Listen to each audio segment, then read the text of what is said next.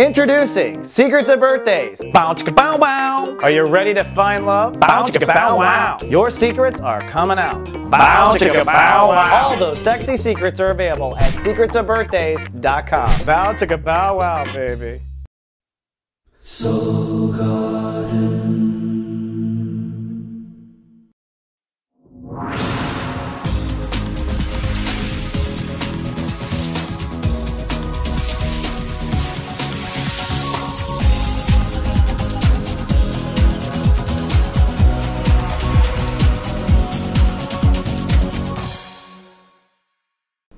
Welcome to Soul Horoscopes Orbits Edition. From my webcam to yours, I'm Christopher Rayman Witecki, your soul biographer, here to help you put your astrology and orbit stories together into the life on Earth story known as you, or what I call now the universe. It's so great to be back. I've been off the air for 4 months doing my own personal spiritual sabbatical, but I am back, and I do have a couple announcements before we dive into the new horoscopes, which I'm excited to show you.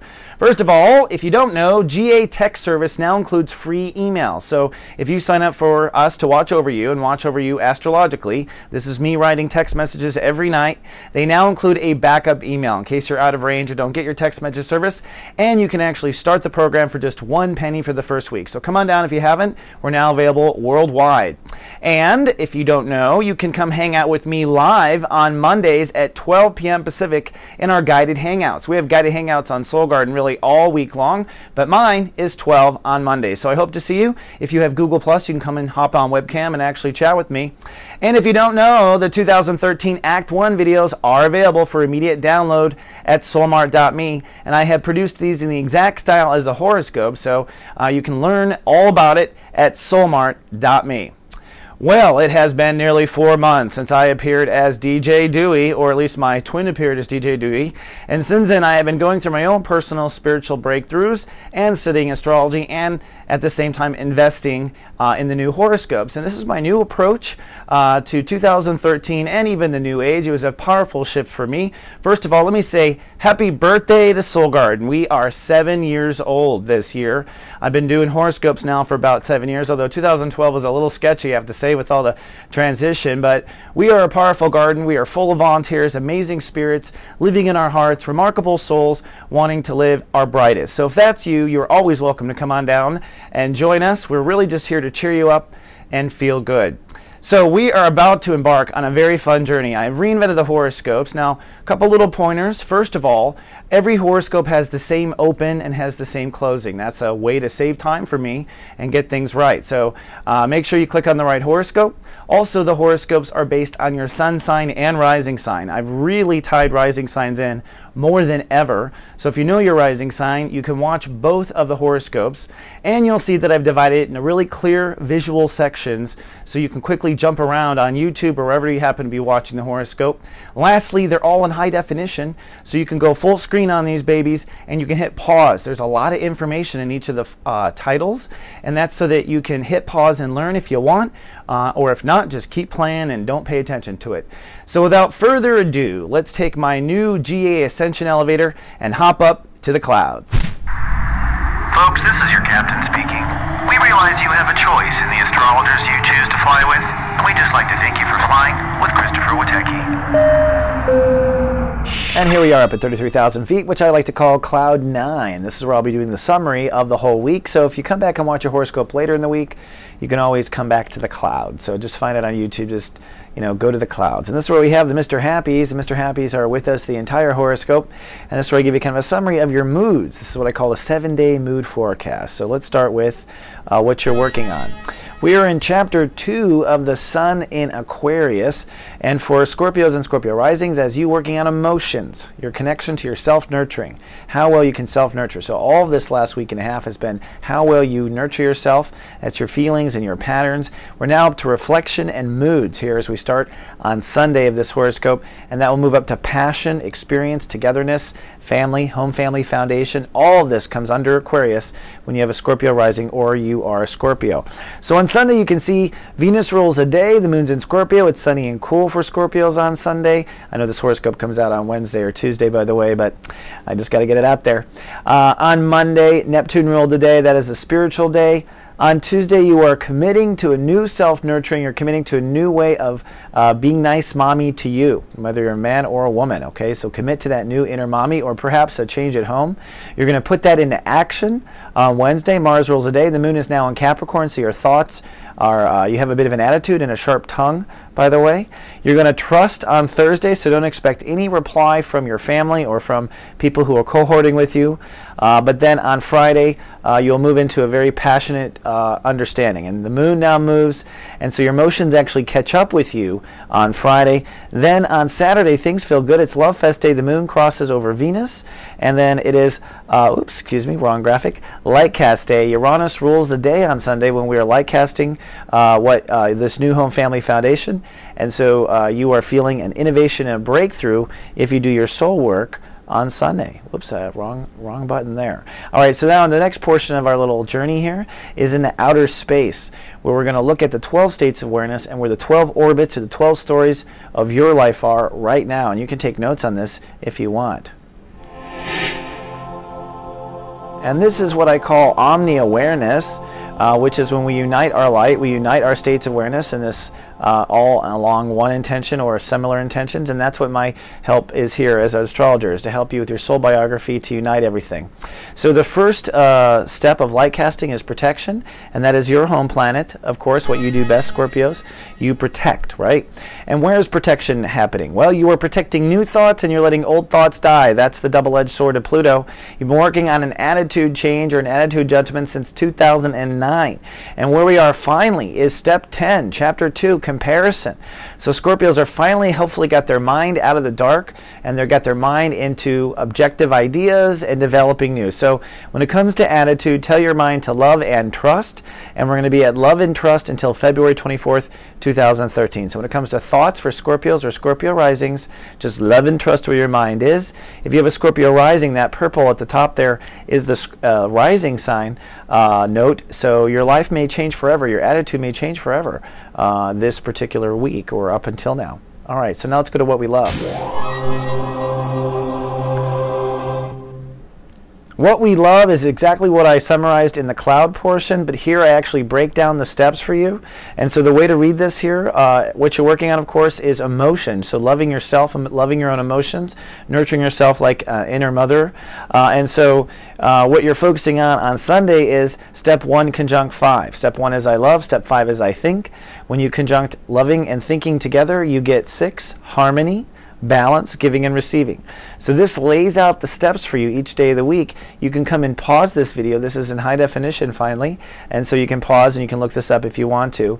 I just want to point out one other thing here in this particular slide, that on Light Cast Day, we're in step 2 conjunct 2. So we feel and we feel. I feel me, I feel you, and when we're feeling ourselves and we're feeling our family at the same time, you will have breakthroughs. So good family day maybe on Light Cast Day for Scorpios and Scorpio risings. Oh, I keep making that same graphic. Let's go to where we are expanding our beliefs.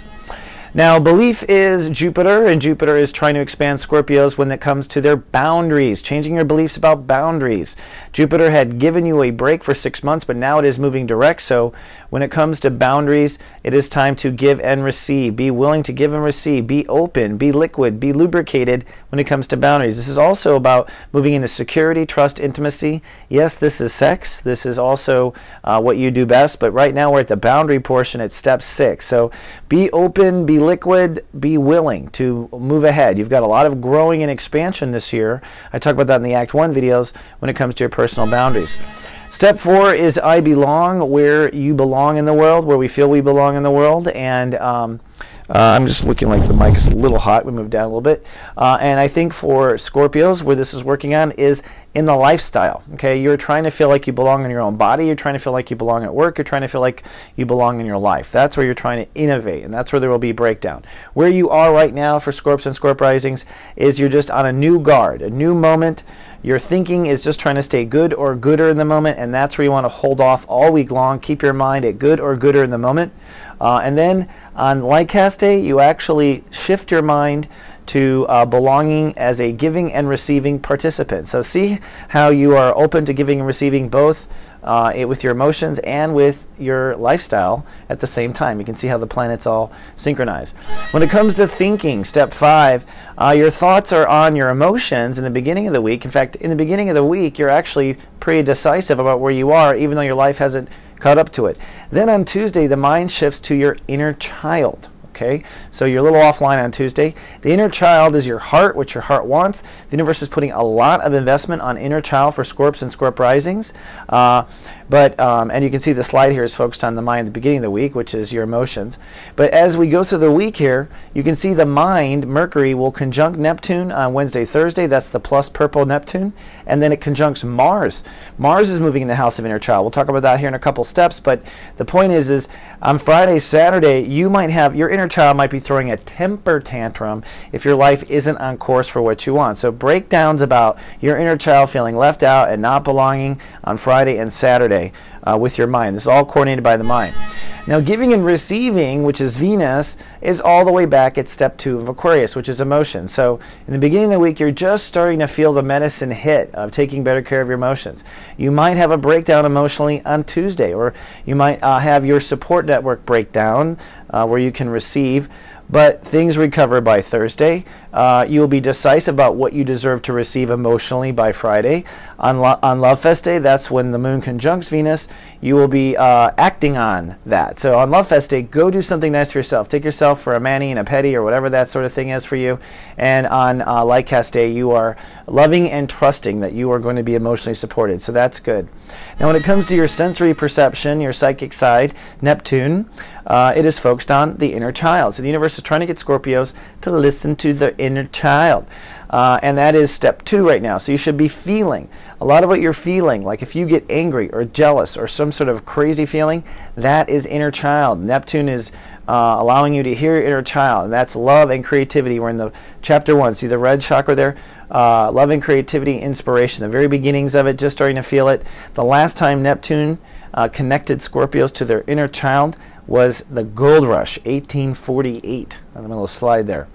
Now Saturn, the big granddaddy that's been in Scorpio since your birthday or just before, it has finally come to step 11, which is gratitude. So in your ego development, the old ego has been hacked off, and now you're in the beginning stages of the new ego development. Saturn is going to retrograde here now and go back. I talk about that in the Act 1 videos, but as of this week, you're in step 11, which is your formal policy to the world. I love me, I love you. Let's leave it at that. Okay? Gratitude. I love me, I love you. So the Barney philosophy is in play for Scorpios until I give you further notice.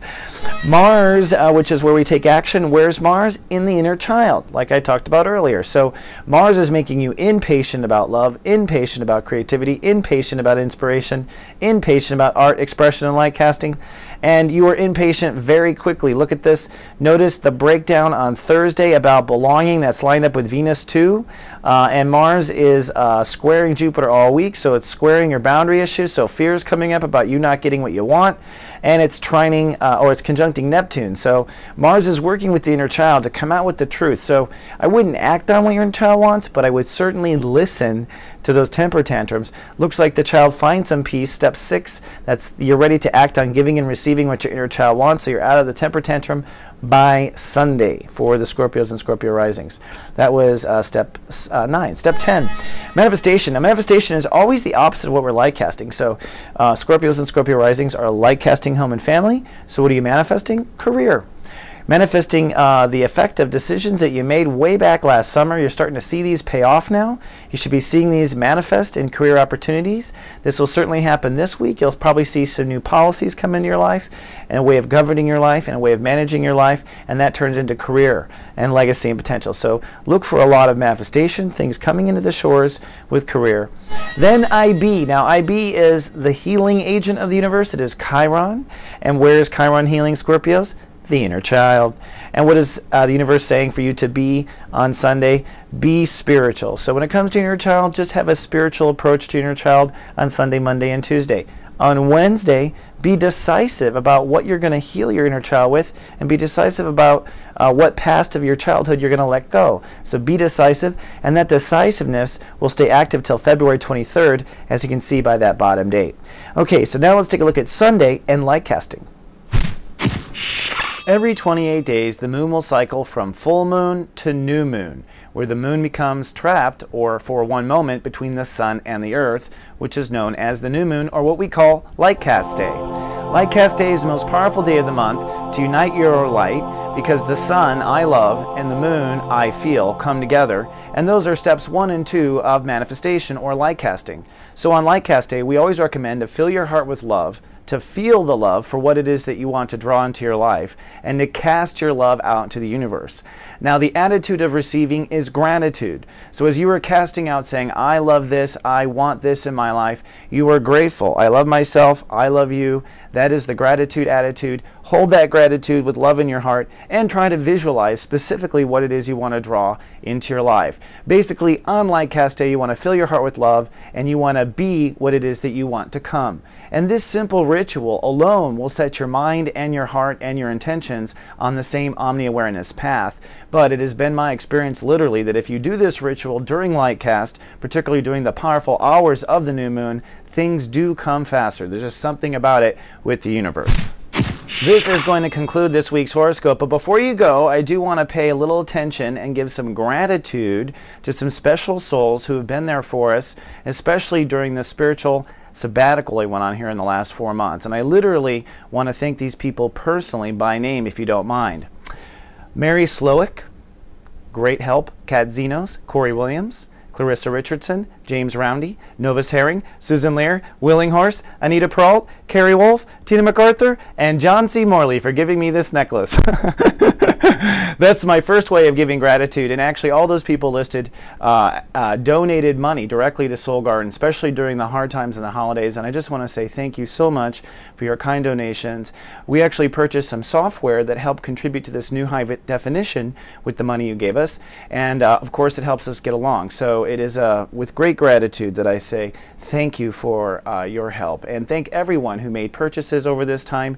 If you've booked a reading with me, we are in pursuit with that. If you've ordered a Lightcast report card, we're working on that too. We thank you so much for your investment. It is a great appreciation to be on the air and serve humankind. So without further ado, I will say farewell for now, and I will see you back on the air next Sunday. Until then, happy Lightcast Day and live, love, be.